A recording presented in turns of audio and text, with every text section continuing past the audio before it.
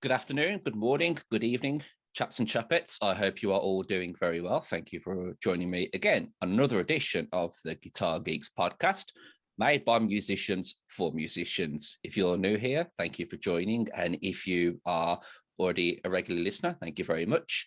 So good news is that Guitar Geeks is now on Spotify. And if you're listening to this on Spotify, you can catch the video of it on YouTube where you can see my ugly mug and the wonderful guests that I have on here. So without further ado, it is my absolute pleasure to introduce to you today a guitarist from Liverpool, Marty Ventura from Scare Tactics. Marty, welcome to the show. Thanks very much. Thanks for having me on. So for those of you that are not aware, who are you and what are you doing? I'm one of the guitarists slash vocalists for the band Scare Tactics. I'm not an original member. I did kind of join fairly recently. Past 2 years, but it's a bit of a hell of a challenge, but it's a hell of a lot of fun. Quite a groovy metal band, I'd say. That's the main thing, is that we're having fun and enjoying it. So when I've been listening to Scare Tactics, and I think we're going to kind of get straight right into it, is first thing I picked up, it's old school, sort of almost thrashy with a bit of metalcore in it. That's how I would kind of portray it. Would that be correct? I think so. Yeah, I think there's a bit more to it when you look a bit deeper under the surface. But that's to me, that was my first impression as well. To be fair, I initially listened and I was like, I'm not sure this is my cup of tea. But a couple of playthroughs, I was like, this is insane. The guys are all brilliant. Like, so when it comes to Marty, the guitarist, I always open with this question. But where did those roots from playing guitar start to begin for you? I can actually tell you the exact moment I thought I need to start playing guitar. I don't know if you're familiar with the movie Mrs. Doubtfire. Yes.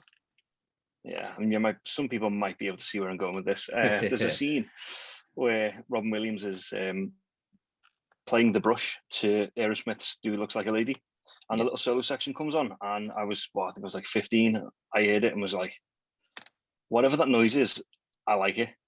So I did a bit of research into it. Was sort of like a new thing, at least in my household it was. And I clocked it was Joe Perry, and I was like, holy crap, this is some good guitar playing.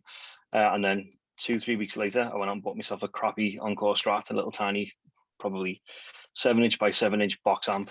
It was just awful. And then proceeded to absolutely butcher the solo for "Do Looks Like a Lady" for the next 2 years.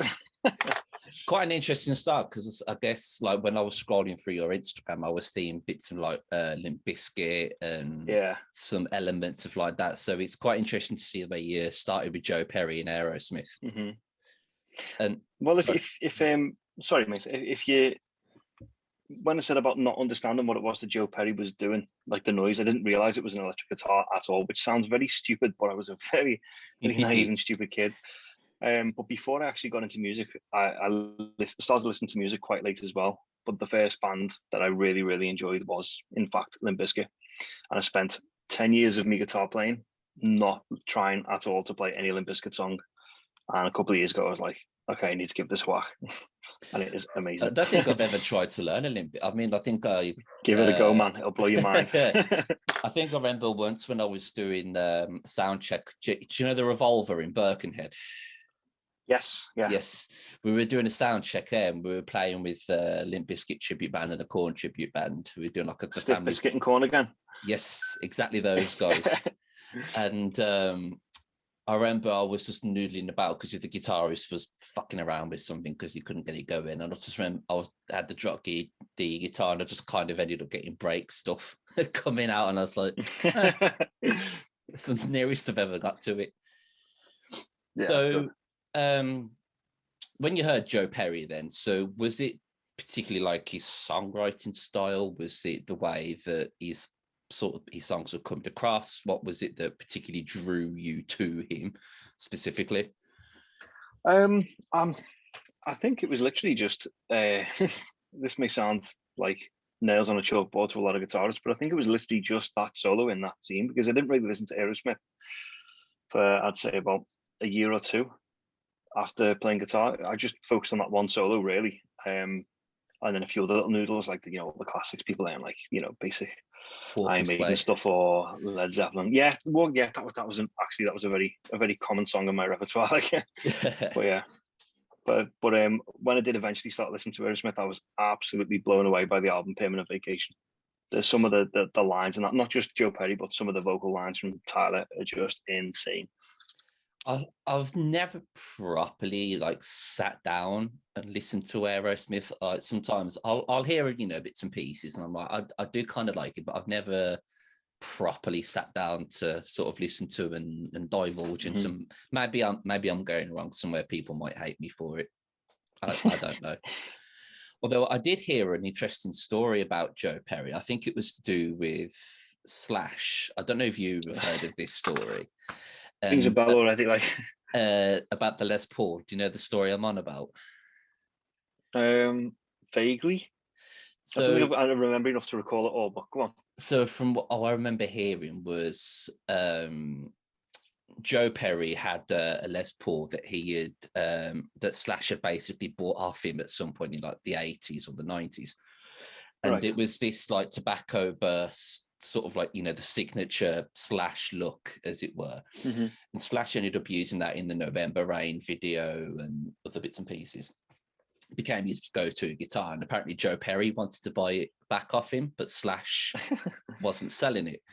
And then when it came to I think it was some anniversary to do with Aerosmith, and apparently Slash gave the Les Paul back to Joe Perry. From that's what I heard. I don't know if you knew that, but no, that was the story. I heard a different story, but that's awesome. I can't remember where I heard it, but I heard it from somewhere. I'm gonna have to delve deep now and then put it in the description box, and it's all finished, doesn't it? Yeah. So with Scare Tactics then, so how did you sort of end up joining Scare Tactics? How did all that come about? Well, we discussed Phil Dyer, didn't we? I think everybody in the music scene, at least around Liverpool, knows Phil Dyer. Guy's incredible, like such a cool friend and just a mind-blowingly good guitarist.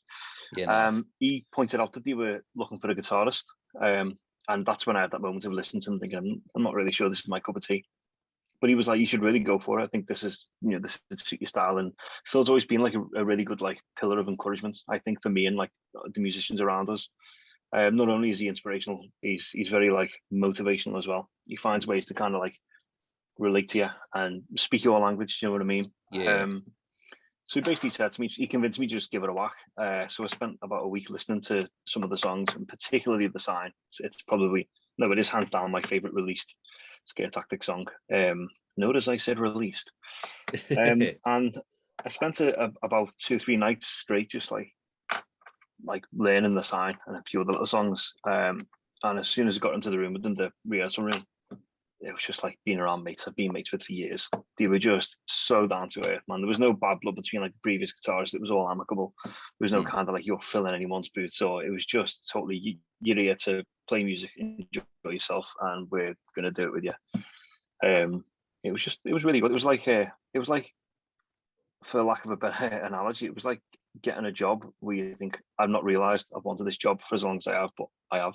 Do you know what I mean? Yeah. And that's pretty much from there. It's just, it went kind of become a band of brothers, so to speak. Yeah, pretty instantly. Yeah, definitely.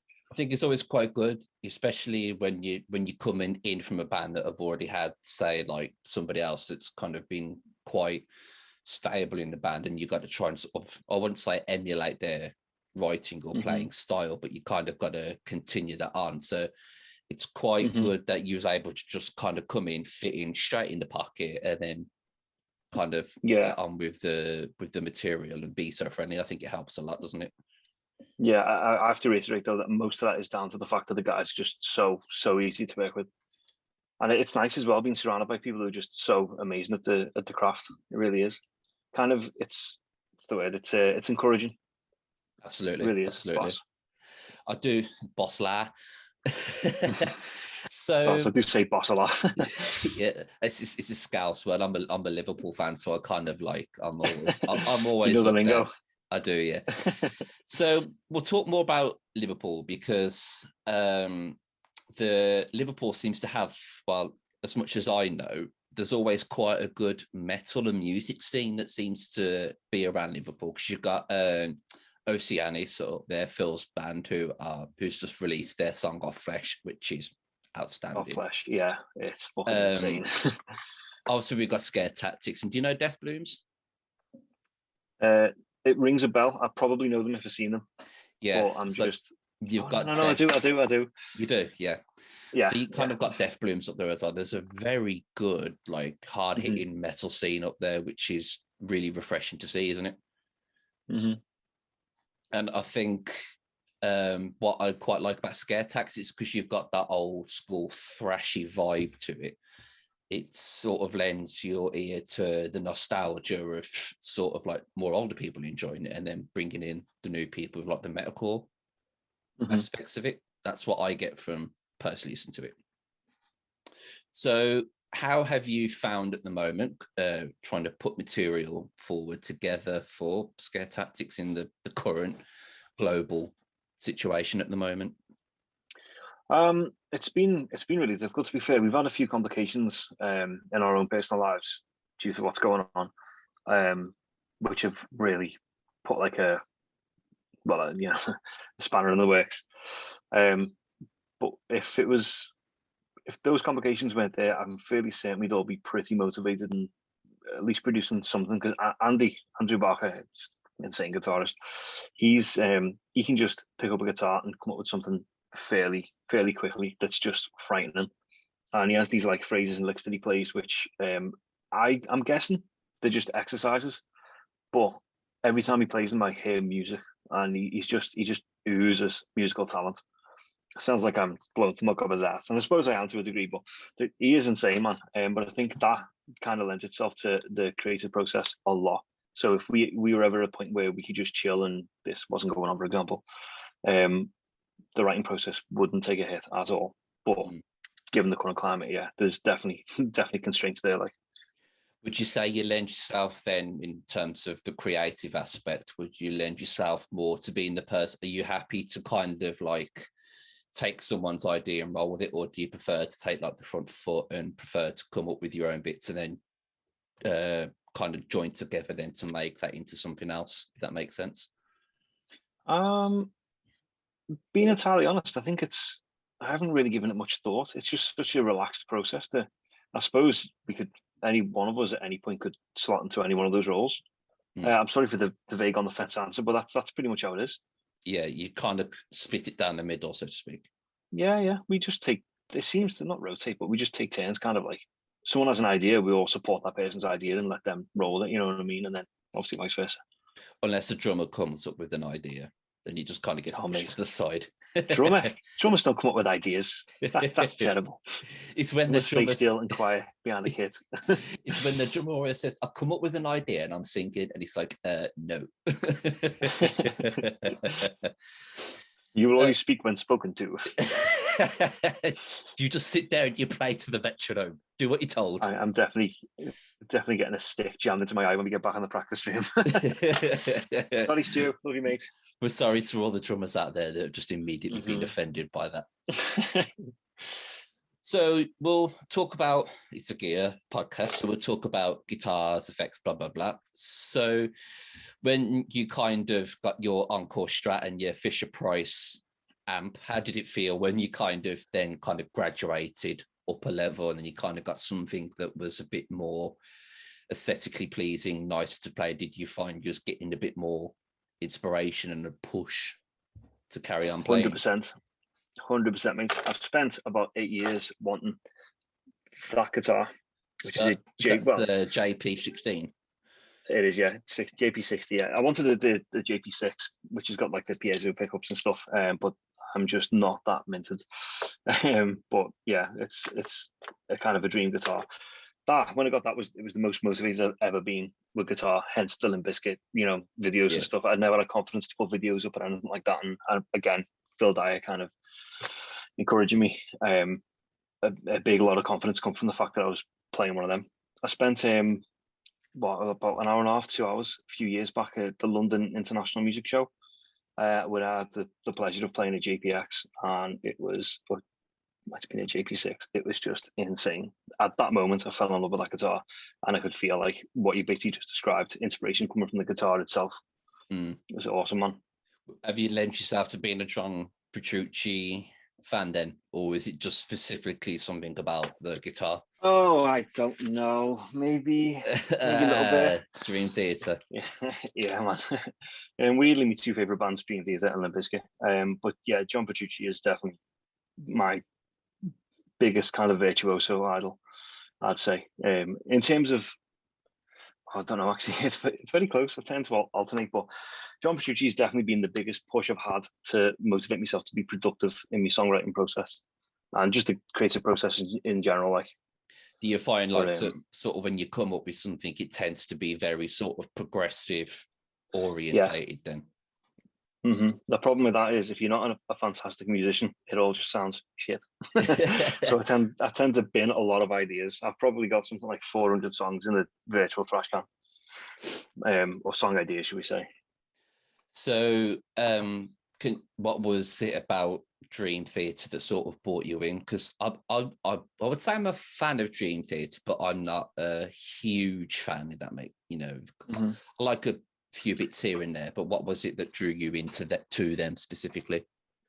I'm going to exercise a bit of restraint here because I'm a bit of a fanboy when it comes to Dream Theater, in case you can't tell. You go ahead. I'll do my best to keep it terse. The gig live at the Budokan was my first experience at watching Dream Theater live. It was a DVD. I didn't go to the gig, unfortunately. And the second song, which was This Dying Soul, was just phenomenal to me. I'd never seen anything like that ever. It was me best friend from high school. We've been mates with for years. We were just chilling and just like eat some junk food and stuff. And he was like, "Oh, check out this band." And he made showed me from where. I was like, "Okay, whatever. Best mate, so I'll entertain the idea." And he whacked it on, and I was just like, "What is this? This is insane." But yeah, it was definitely, I'd say, like, I'm trying to phrase this without going too over the top, too verbose. It was definitely the kind of unique style, to me anyway, the unique style of that kind of prog meets like a modern take on things. Like I love synths, when people play synth properly, like in unison with the guitar and then break to do like harmonies. It was just like it opened me eyes to how harmonies work between instruments as well, and it was just a fantastic eye-opening experience. But yeah, sorry. I find with Dream Theater, it's just like I have to say, apart from the singer, because I much prefer some of the songs that don't have James singing in it. Sometimes I'll be honest. Yeah, he's an acquired taste. Yes, he is. Like some songs that he's done, don't get me wrong, I quite like him in, like Untethered Angel and Breaking All Illusions. I quite like how he works in that, but like John Mayung and when it was Mike Portnoy, they're just so at the top of their game. It's and how they work together is just insane. Oh yeah, 100%, man. If you dig Dream Theater without Liberty, you should listen to Liquid Tension Experiment. It's basically Dream Theater, but instead of John Mayung, it's Tony Levin, who used to play with Gabriel. Gabriel, any Archangel Gabriel. And it's just, again, it's just mind-blowing stuff. You've actually got a new album coming out, I think, early April. Yeah, I think I did see something that JP was bringing out more of his solo material. So maybe he's been busy, man. Past year, he's been super busy. He's just like turned into an absolute monster now. He's just like a big beard, long hair. Looks like Jesus on steroids. Oh yeah, he's like a Viking, isn't he? Wielding a guitar, an axe. Big massive Dane axe. Yeah. This is the JP axe. So we'll talk about your JP guitar. So is that the Mystic Dream finish? It certainly is. I'd show you it, but it just doesn't come across on camera. It's so fucking. In fact, I'll give you the white light. Check this. Try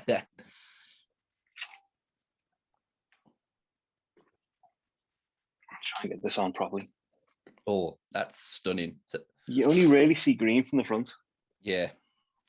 But there is a purple in it. It just looks green. It just doesn't come across on camera. Oh, what a nightmare. Oh, well.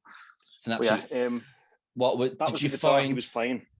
Did you find when you picked it up, did you find that there was something you struggled to get used to that you hadn't been used to before? Because I tried the sterling version of the Majesty, and I found the neck really wide and flat, and I found that quite difficult for me. I've always played Ibanez guitars, predominantly with flat and wide necks. So to me, it wasn't any new territory.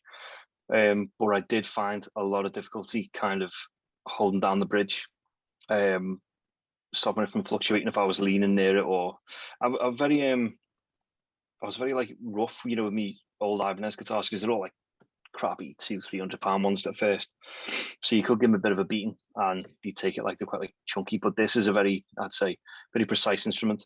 So my biggest issue was not bending the strings, not leaning on the bridge, which to be fair, I overcome fairly quickly, but it was just, yeah, it was very, very difficult in those first couple of hours to just kind of not bend the note without meaning to.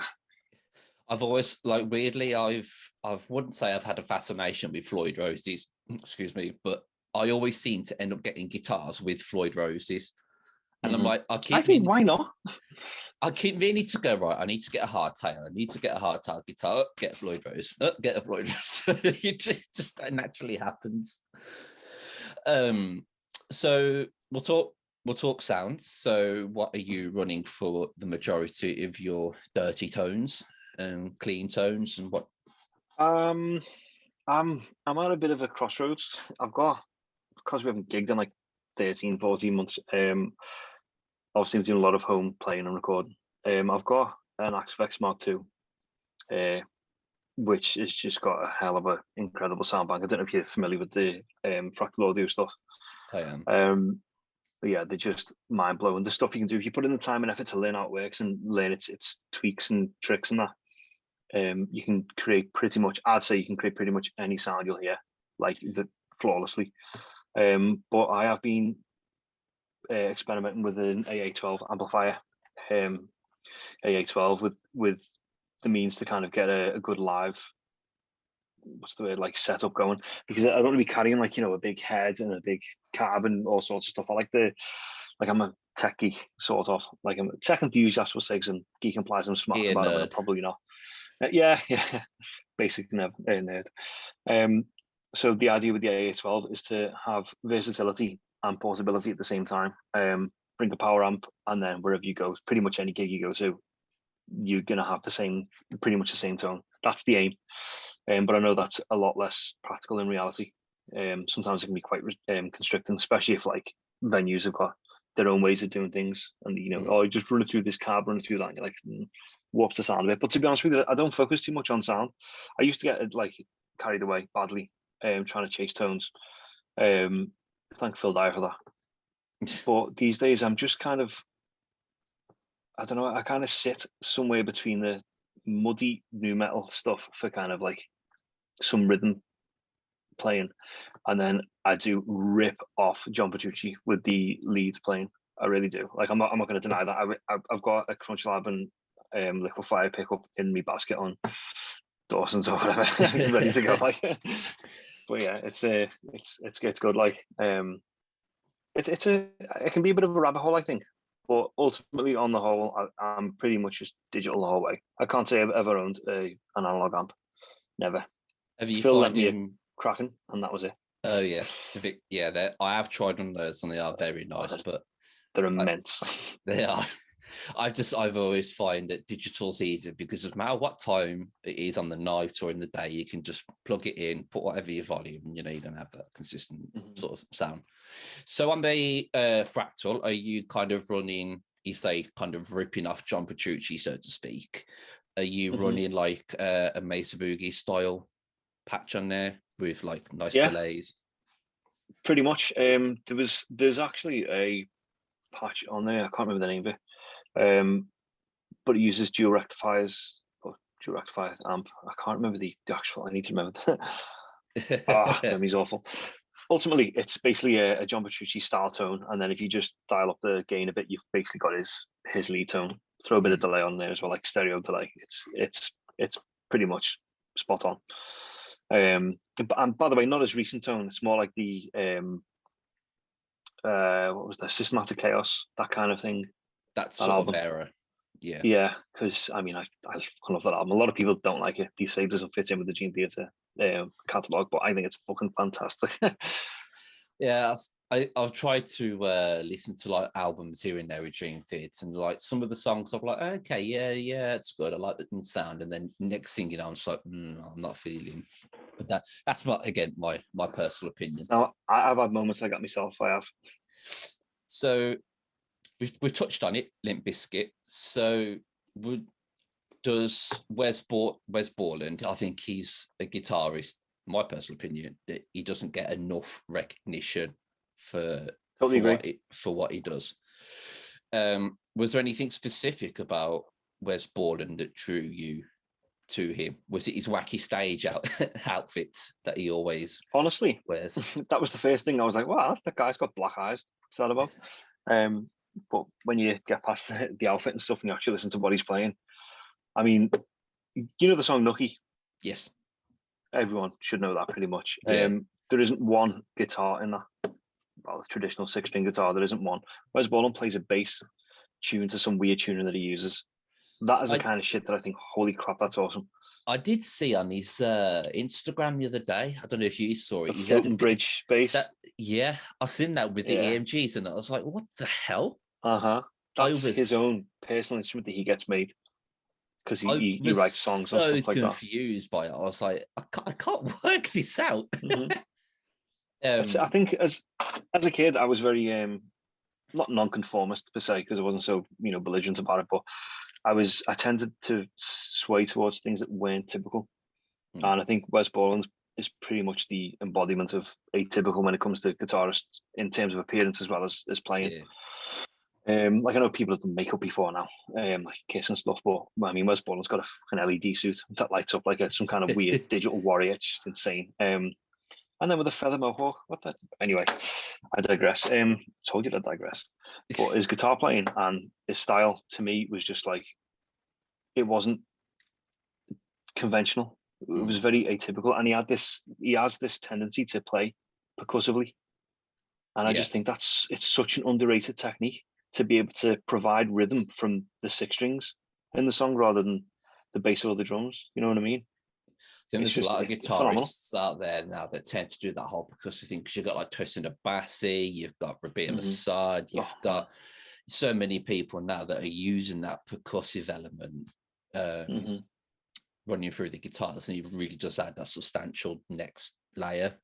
I think the first time I remember hearing Wes Borland and I just thinking, what the hell is he doing there, was when I listened to My Generation, and in that verse where he's knocking the trem as he's playing, I was like, what's that? I had no idea how he was doing it. Obviously, I know now, but I always find that I think Limp Bizkit tend to kind of get overlooked because of Fred Durst, and then I think they don't 100% take them seriously, unfortunately. Yeah. How can you? That's the thing. Like, you've got someone who dresses like a bloody, I don't know, like a KFC mascot gone wrong. You've got a DJ that used to be in House of Pain. You've got some bass player who looks like a Cabbage Patch Kid, and a drummer who's just like this little egg-shaped fella behind the kit, and then Fred Durst wailing like he thinks he's from the ghetto or something. It's mad, but it works. For me, it works. You look at me and you think, like, this guy I like physics and stuff like that, and like bikes and that. And you think, why the fuck would anyone like him like the likes of Limp Bizkit? But hands down, man, I think it's very hard. To me, they work. I think it's very hard to sort of disregard them as one of the big founders of like the new metal scene movement. Yeah, I think if it wasn't for Limp Bizkit, I don't think it probably would have taken off as much as it did.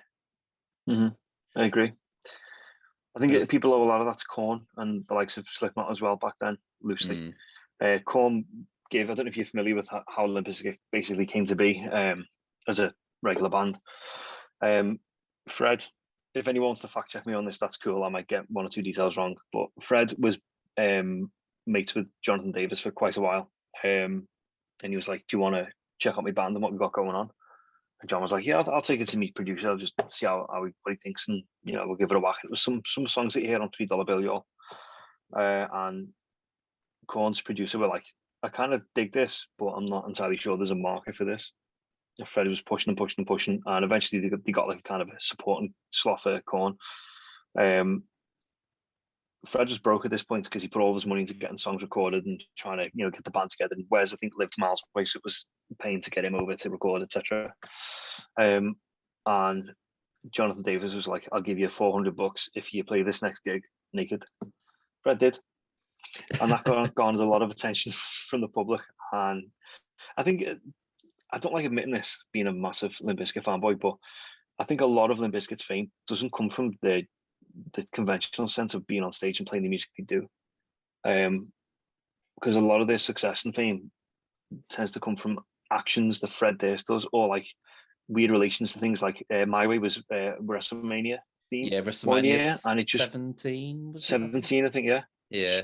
Blew up. It blew up, man. It was just like, and then they played WrestleMania 19. Yes. Played that Crack Addict previously unreleased tune. I still can't imagine playing for the Undertaker, man, or anything like that. Like, I love Crack Addict. It's an absolute bang, because I used to be a big wrestling fan, and no one knows that song. I know. It's on the B-side of the Behind Blue Eyes single. Oh, I've got it on vinyl in the loft. Yeah, sad. I know, sad. But yeah, it's pretty awesome. Same with wrestling. I think that Undertaker sort of, when they started to appear up on the wrestling, they did just go straight up to another level. And the beef they had with the whole shit that went on at that gig, you probably know what I'm referring to, where they got accused, or not accused, but they were involved loosely with that poor girl's death in the crowd. Do you remember hearing about that? There was a lot of beef between Slipknot and Limp Bizkit over that. I did hear it. I don't want to go into that too much because it's not a nice subject, but yeah, there's like negative reasons they're famous and positive reasons, and a lot of them aren't aren't like purely music related.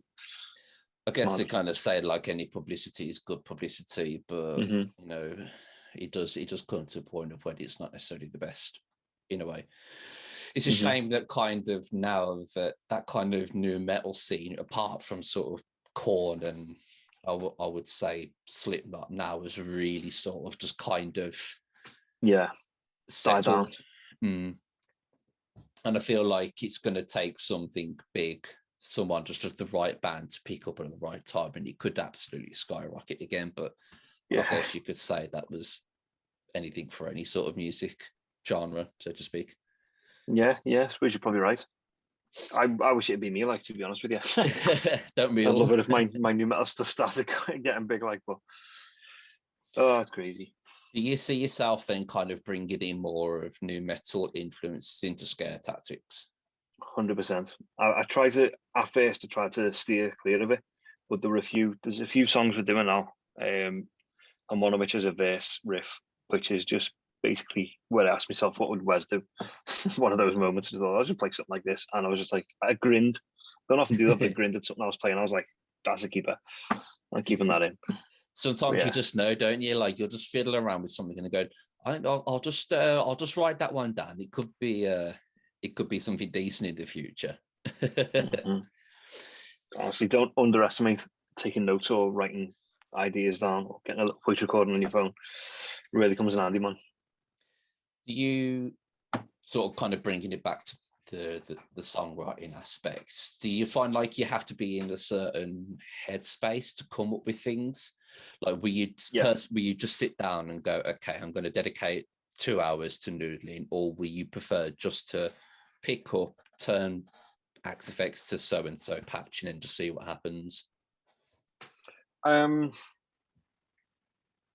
are a few things to unpack there. Firstly, if I do the scheduled writing time, it doesn't often go well. If I try and force myself to do something for 2 hours, I can write stuff, but it doesn't kind of, like, for lack of a better phrase, it doesn't resonate with me natural vibe musically, and I tend to just veto it as soon as I think, hang on, is this right? It's gone. I usually go forward with ideas where I've got no doubt that I will enjoy working on it. If there's any doubt at all, I tend to shelf them. When it comes to actually feeling inspired, motivated to do things, I tend to get inspired in bed 2 a.m. It does my head in, but it does happen. There's been times in the past where I've gotten out of bed. I remember one night it was something like 1:15, and I got out of bed and I got me that Ibanez there, and I was dead quietly downstairs playing little melody, little like a lead riff, kind of like a what would you call it, like a passage. And I was thinking that needs to go in that song, needs to go in there. And I had this little scrap bit of paper, and there were just a load of random letters and numbers that anyone looking at it would have thought he's lost his marbles. But that turned into one of my old band's songs, pretty much. It was pretty good, like. I'm glad I'm not the only one that, like, I'll always be sitting in bed watching TV, and I'll just come up with something, and I'll go, why do I come up with these ideas at 11:15 or 12 o'clock? Yeah. I'm so glad I'm on the bus. Coming to yourself on the bus, and people are going, what's that plot? I've ended up now like downloading an app on my phone where I can just like, it's like a virtual junket. So like if I get an idea, I can at least try and put like a little drum loop together just to come up with something. GarageBand is boss for that, man. It is, yeah. Mm-hmm. So growing up in Liverpool, I'm assuming that you obviously growing up in Liverpool. Kind of when you was growing up, did you have a lot of things like the Beatles, or, you know, because it's hard to obviously talk about growing up in Liverpool and not talk about the Beatles.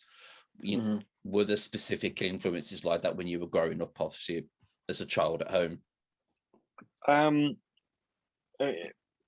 People who know me are probably going to pull me on this, so I'll just put it out there. I grew up in Bootle, which is technically just outside Liverpool. It's in Sefton, but it's an L postcode.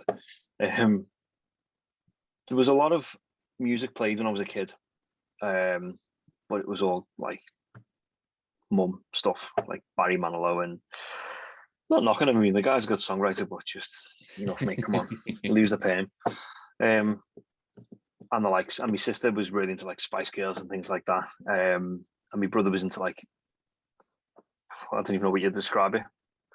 When you scrape the filth off the side of a bin and put it into music, that's kind of, Scouse House, that stuff.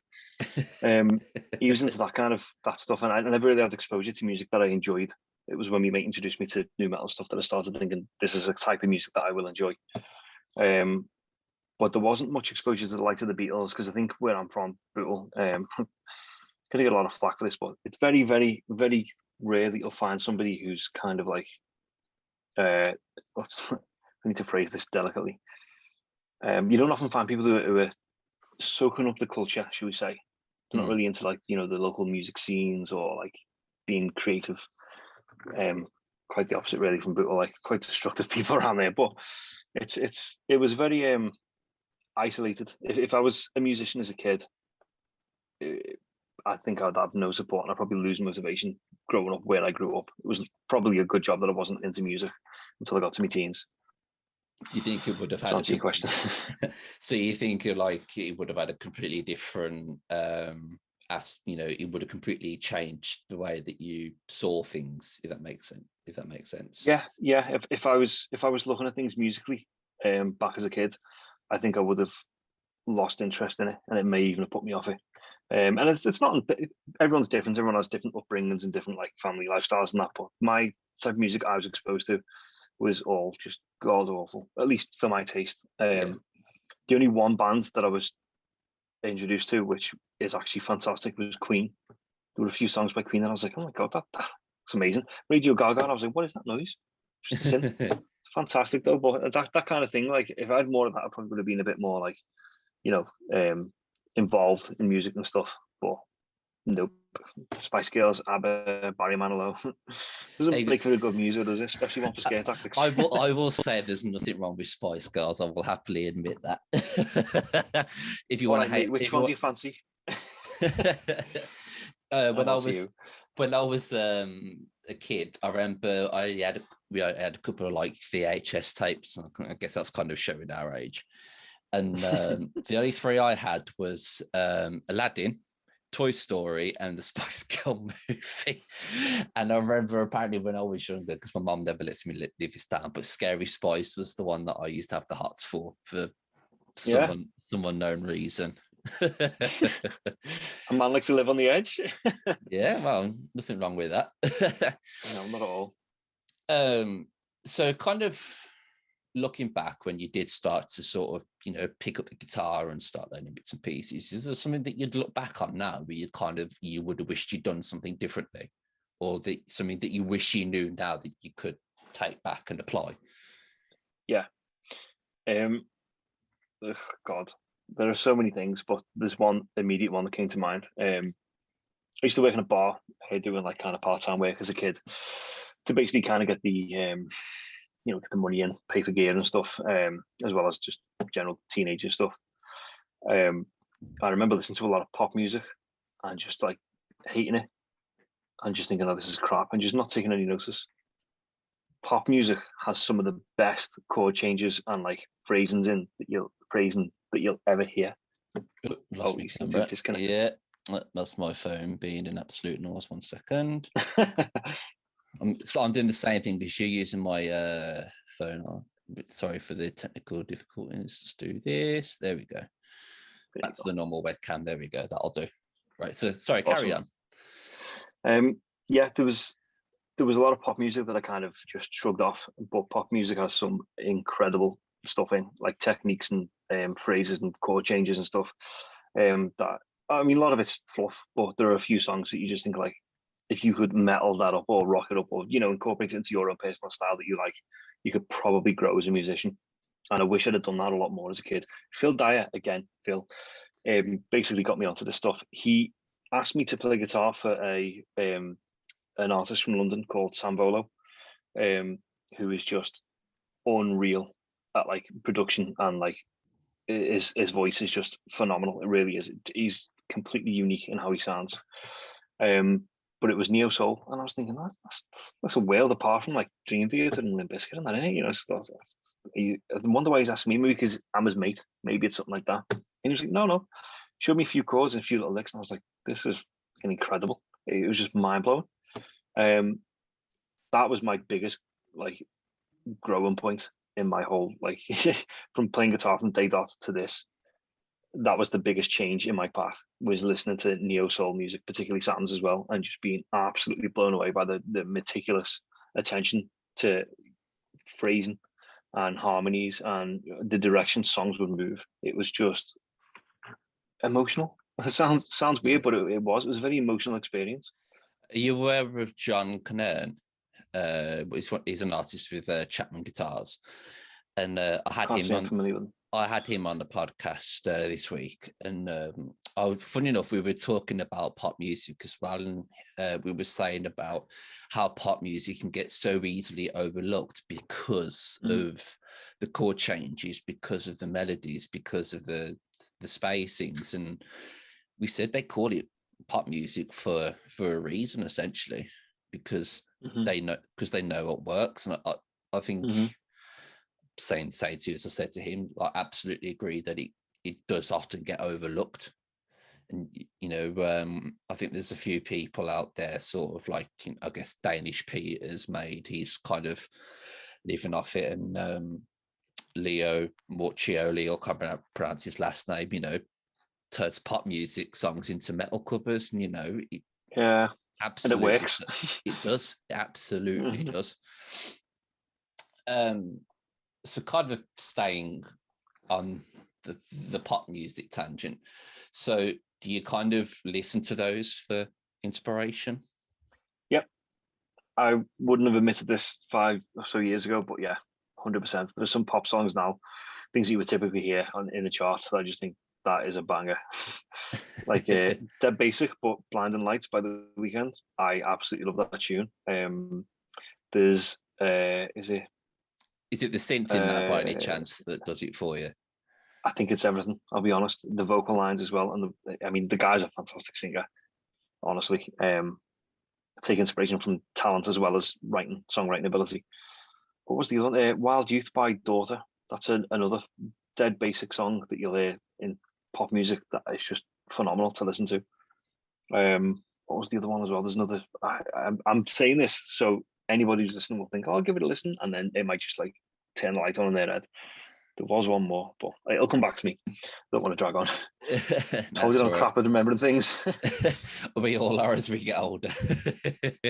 You trying to say? I'm saying you looked not a day past 21. Oh, it's stuffy. So kind of what's going to be like the next part working forward with Scare Tactics at the moment? Because obviously now some restrictions are going to be lifting soon with COVID and bits and pieces like that. So are you guys kind of gearing up, ready to move forward? Yeah. I'm not going to say, oh, there's a lot going on behind the scenes, because there isn't. There are a few things going on behind the scenes. Most notably, we're trying to get a gig where we can just kind of like come back on the circuit and just get it all out, get the, what do they call it, blow the cobwebs off, just the cobwebs off. But we do want to get a few songs recorded. We've got some written that haven't been recorded, and I haven't got any of my guitar in any Scare Tactics music that's been released, because shortly after I joined, like about a year or so after I joined, all this stuff happened.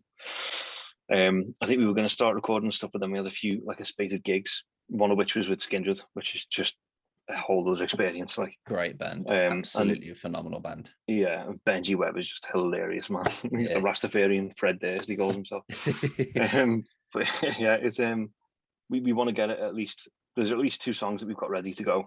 Probably getting Phil on helping on production with those.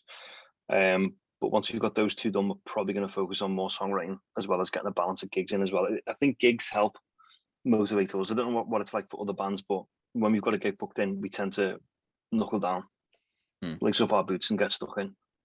Are there big changes from the new material? Obviously, delve in as much as you want. Is there differences now between sort of the new material compared to what the old material's like? Are there stark, massive contrast differences because you're bringing your own style into it? I'd say there's a bit of a dichotomy in terms of how I'm fitting in with the music, because initially when I started, I just wanted to kind of fit in as much as you probably shouldn't. I wanted to make sure that my sound complemented other people's. But I've since kind of realized that you can complement other people's sounds by doing your own sound right. I think a level of professionalism makes for a better bond than emulation, if you get me. Don't want to sound too verbose there, but I think I sometimes I'm at war with myself over it, but I think more often than not, I tend to find the right kind of balance, where I do have my own kind of touch on the song, but don't detract too much from the core kind of listening experience of what people are used to with Scare Tactics. I think because as you mentioned, there's like a core metalcore type thing going on there, and I do get stuck into that. I'll be honest. In the practice room, head's banging. I've got no ear but a bang, But then I do enjoy the groove element as well. I really, really, really enjoy the groove element of Scare Tactics songs. And dig it, man. That was kind of like the main thing that when I was listening to them that really pulled me in. It's very easy to listen. It's very easy to listen to because it has got that nice flowing groove to it. And I think what's quite good is it's very easy now for bands, guitarists, musicians, drummers, bassists, blah, blah, blah, blah, to overly complicate things and then sort of detract away from playing only what's necessary. And I think it's very easy now because I think we're in a world now, especially where progressive music is kind of still on the rise. And I think a lot of people would probably say that it's very easy to try and overly complicate things sometimes. And I think if your music becomes too convoluted, it's very hard to listen to, which is what I think works with Scare Tactics. It's got different elements, but it's done to the way that it works, right? Yeah, I think a lot of that comes from the chemistry I was talking about before, about it's quite laid back. The very easy go, especially Andy's just super chill, man. And if I come up with an idea that even I've got doubts on, he'll encourage me to work with it until I decide on it. Naturally, he does that. He doesn't have to like put any effort in. It's so laid back, man. But it doesn't have help the writing experience. It kind of gives you that freedom to make mistakes and kind of experiment, with your boundaries and stuff. It really does help. Any bands listening, anyone in bands listening, if you ever feel like, oh, I shouldn't do that, do it. Just make yourself do something wrong for once, and then you'll fully understand the extent at which it doesn't fit in, and may help you understand better what things would fit in. I find anyway. I quite like that idea. That's quite a good idea, to be fair. So we talked about how easy it was coming into Scare Tactics and how much at ease it made you feel. But did you find that there was actually any difficulties? Like there was something that you struggled to sort of to grasp or to get used to? Yeah, the technicality. Andy, Stu, and Danny are just next level musicians. I don't know if you've seen any of Stu Barker's stuff on Instagram or any of his drumming, but the guy practices with weights, which I know isn't, uncommon. But when he takes them off, man, he takes them off. Andy, like I say, super chill, but his fingers have all got brains themselves. They just play that fretboard insanely. I remember when I got into the practice room, I felt like, that meme that goes around when you lied on your CV, but you got the job anyway. I felt like that. I felt like that meme. I was like, oh my God, why am I here? These guys going to go, get out. But no, it was, like I say, they were quite chill, but it's the biggest struggle was definitely, how am I going to keep up with these guys? But then that was where I had that kind of, eureka moment of, it's not so much about keeping up as much as it is about filling my spot in the band. Focus on what I'm doing to build the song rather than keeping up with these guys. Make a bigger picture rather than brighter colors. So you kind of turned like I would say the biggest challenge that you faced into kind of your biggest asset. Yeah, that'd be a polite way of putting it, but a more brutal way of putting it would be I chose to ignore the problem and pursue something else entirely. I think we've all been quite susceptible to sort of getting something and just like brushing it under the carpet and just ignore that. Yeah. I think I've had a lot of issues with anxiety as well in the past. Like my childhood wasn't too great. I mean, brutal. Like, it wasn't particularly bad, but it left a load of residual marks on me that just kind of influenced a lot of my decisions. One of which was dedication and motivation to practice, and I think that kind of shone through with the Scare Tactics process. That's why immediately my reaction was to be like, nah, I'm not going to give it a go. But once you get stuck in, no matter what the anxiety is, you overcome it, man. Just put yourself in a really uncomfortable position and just go for it. That's the best thing you can do. I definitely admire that, because I think no matter who you are, I think you're always going to have some level of a performance anxiety, regardless of who you are. Even JP and Joe Satriani, everybody's always going to have some moment of performance anxiety. So what would you say in terms of your musicality is kind of your biggest strength, but it's also something that you'd like to improve on at the same time? Oh, I don't know. I'm not very good at putting out things that I'm good at. That's kind of self-fulfilling prophecy, really, isn't it? I feel like it's for me is I am quite susceptible to being like, oh, I can play a guitar solo, but try and ask me the theory behind it, like what mode am I in? Oh yeah. Yeah, like I'm just like, Yeah, theory is over my head entirely. Well, not entirely, but I mean, if most of the things I play, I could not explain to you theory-wise what they are. I just have to demonstrate it. But I wouldn't say, like, to me, like that isn't a concern of mine. And I don't know if that's a way it shouldn't be. But to me, that's more like a kind of, well, is it affecting the song? No, then why be concerned, Yeah. But I mean, I can see the benefit of it. I've never undermined the benefit of understanding theory. I mean, Jack Gardner is probably one of the best people to go to for that kind of stuff. He is just phenomenal. Oh, Jack Gardner, I've watched his play. Yeah. I'm just like, he could run rings around some of the best. He really could. But I mean, he's got it all, Jack. Like, he's worked at his craft for years and honed it brilliantly. But when it comes to me, I'm sort of like, I'm like the stepping stone. That's how I see myself. I'm like the guy who's really crap at guitar, and then you've got Jack Gardner. I'm somewhere in the middle.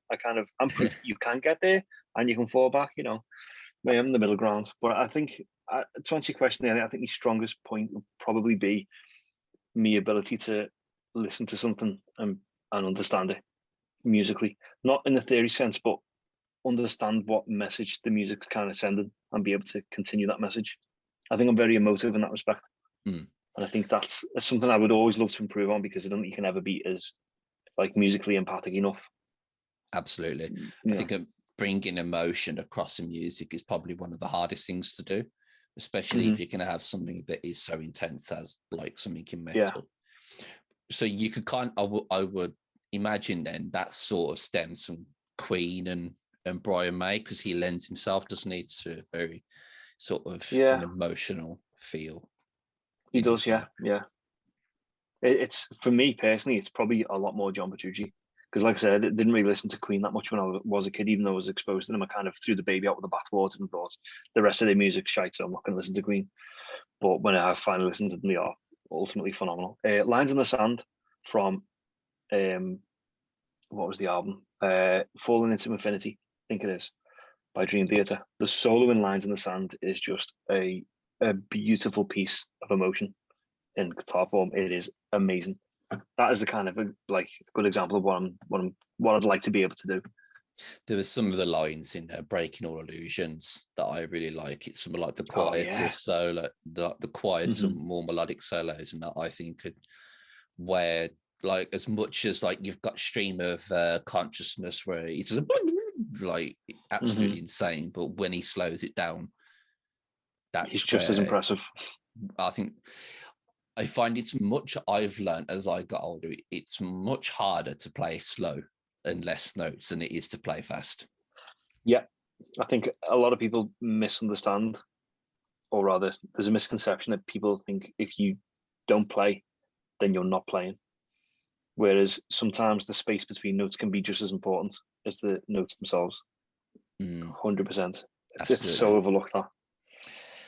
It's the phrasing of where you would put things together, so to speak.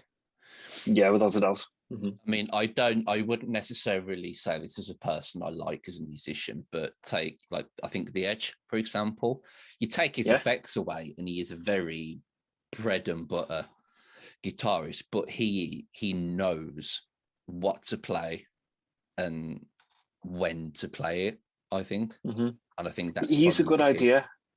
Yeah, 100%. He's always got like a good idea of what to play. What's the word? What I was trying to explain before, where sometimes playing something that you might think is wrong will enrich the song, even though it's not something that's technically, what's the word, dazzling.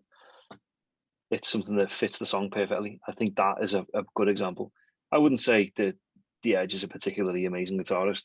He probably is in terms of technical ability, but his ability to fit into a song, I think is, I can't argue with him. I think he's perfect for that band. 100%.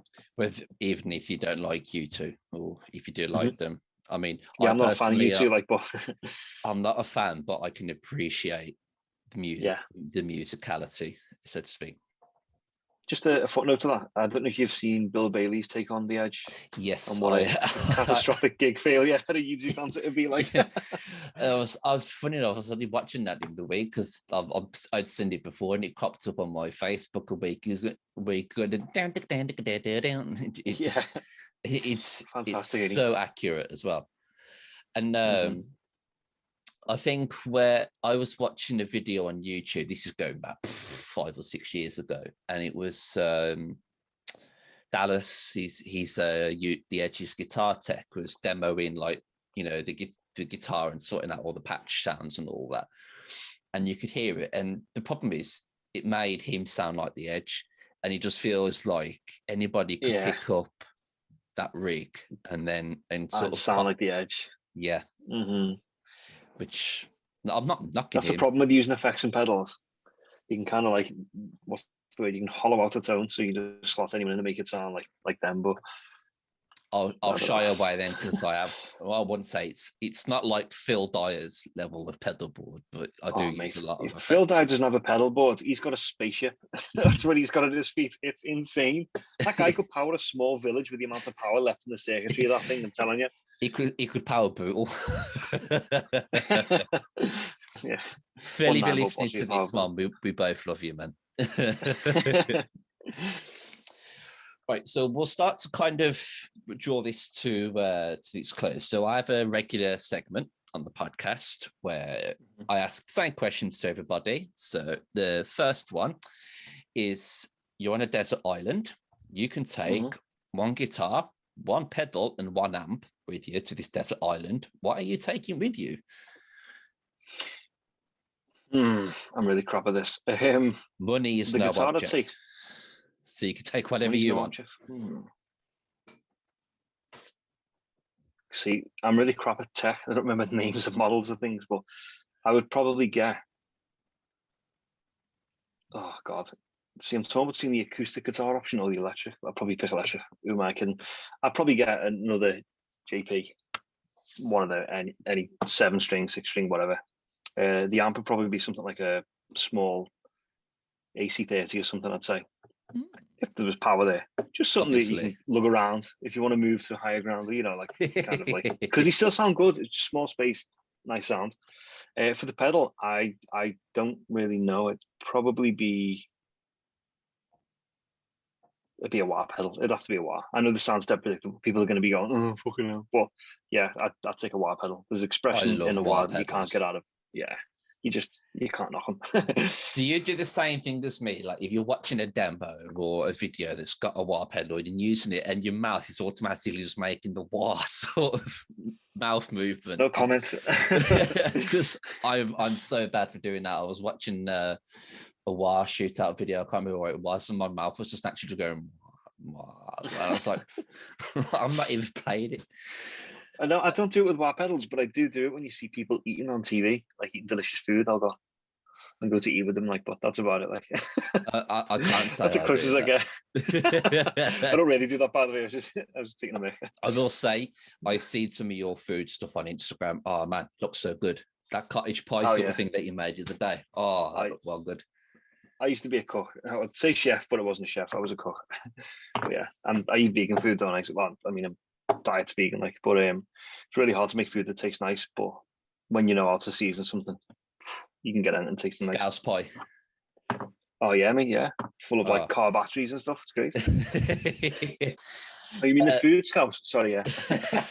Not leaving the car on bricks. Second question is, what are you listening to at the moment on Spotify or your preferred music streaming service? Okay, I was recently shown something by my brother. This is probably something we haven't touched on at all. Another big inspiration for me musically is video game music. Not necessarily the timbre, but the songwriting in it and melodies and harmonies, etc. The usual. But there was a guy on YouTube that I think it was like a year or so ago, did a collaboration where he redid the whole of Ocarina of Time, Legend of Zelda. Oh, I think he did the whole soundtrack. Yeah, I think I saw that come up on a recommended video. I didn't watch it, but I did see it come up. Life changing, I'm telling you now, hands down. I've listened to that thing probably like 70 times in the past week, and when I work as well, headphones it in, it's on. That's the most common thing I've listened to, but other things are probably Black Light Burns is probably a big one as well. That's Wes Borland's other band. For those who don't know, it's the album Cruel Melody. It's one of my favorite albums ever. It's fantastic, but it goes too quick. It's just, I enjoy every single song in it, every single song. But he's quite into the electronic stuff as well. I do like electronic music, and I think a lot of that kind of, it's in the album itself. You've got like, the nu metal kind of vibe and the kind of raw, naked tone that he's got, and then you have a little break with some electronic stuff. I enjoy that. I enjoy the kind of ebbs and flows. I'll throw this question in as you brought it up. Top 3 video games. This isn't usually in the segment, but now we talked about video games. I'm gonna get lambasted for this so bad. Of all time. Yeah. Like, okay, so number 1 has to be, without a doubt, the first original Dungeon Keeper by Bullfrog Studios. Second one has to be Fable 1, which was by Bullfrog Studios, but when they converted to Lionhead Studios. Third favorite game is probably, this is where it gets a bit tough because it can be a number of things. All time, it's got to be probably Command & Conquer, Red Alert 2, Yuri's Revenge. I remember that. They're probably those 3 games I could live off rest of my life happily. For me, Tomb Raider 2 was always one of my favorite games. Oh yes, Tomb Raider 2 was outstanding. Fable was bloody brilliant. I remember playing that. That's the first time I remember ever really playing sort of like an RPG style game, and I loved that aspect of being either good or evil. Do you know, I'll keep this brief, but there was a weird story to me getting Fable. I had no idea who Lionhead Studios were, and I had no idea what Fable was. All I knew was that it went gold before it was released, but I didn't even take that into consideration. I bought Ninja Gaiden for the Xbox. It didn't work. So I was like, this is a bit of a, mistake. Took it back. Game like, here's another disc. Tried it. Didn't work on my Xbox. It was an issue back then, apparently. So they said, do you want a different game? I was like, I'll get Pitch Black, the Vin Diesel movie. There was a game. I did that in one night. It was dead short. So I took it back. I went, this isn't working either. He was like, well, I don't know what else to suggest. What other games have you got? He said, well, we've got Fable. And I was like, oh, God. And I ummed and ahed and was like, go ahead, just give us that then. I'll have to. And that was it. I spent like 3 weeks straight on it, living off like Dr. Pepper and muffins from Costco, just playing Fable. Like, this is amazing. Well, yeah, it was, it was fantastic. I think it put on about £60. So good. They should remaster it, as everybody else seems to be remastered. Oh, did they? Oh, I missed that. Yeah. It's I think it's exclusively on PC, but it's the remaster collection. You've got Fable and Lost Chapters. Fable HD, I think it's called. But it's not fantastically remastered, but it's like, it's remade. Yeah. But yeah, they should remake them, I think, 100%. Upscaled. Like, at least. Yeah. Oh man. Imagine that. With new graphics and like 4K stuff. Sorry, I digress. Yeah. We could carry this, that could easily just be like another whole hour's worth of conversation, just talking about video games. Next Friday? Yeah, sounds good. And last but not least, where can we find out more about you and your music? Me personally, Marty Ventura everywhere. It's on YouTube /C/Marty Ventura. Instagram, same. Facebook, the same. There's even a Twitter account somewhere in the depths. Scare Tactics, again, pretty same story. We're on Spotify, Apple Music. I'm not sure there's a YouTube channel on. I think there is. I'm certain there is. But we're on like Facebook and Instagram and stuff. It is just Scare Tactics UK. I think the Facebook page had to be UK based metal because there was a conflict with the names. But yeah, we're pretty easy to find, I think. Smashing. Just look for the debauchery from Liverpool. You'll find us easily then. Wonderful. So thank you very much, Marty, for being our guest this week, and thank you for spending this hour or so with me. So YouTube watchers, make sure you check out the link just I'll start that bit again. There we go. Get it. I'm not cutting this out. It'll stay in. YouTube watchers, make sure you go and check out the links in the description box below. If you're listening to this on Spotify, all the links will be on the YouTube video. Make sure you go and check Marty out and enjoy some of his wonderful cooking and playing Limp Bizkit songs. And of course, check out Scare Tactics and check them out. Listen to their songs because you will thank the good ears and good music of. And if you come to our gigs, we tend to get you involved, so you'll have a laugh. If you're shy, come anyway. Absolutely. So thank you again, Marty, for being here and tuning in. And for all the regular listeners, we shall see you again on the next episode of Guitar Geeks.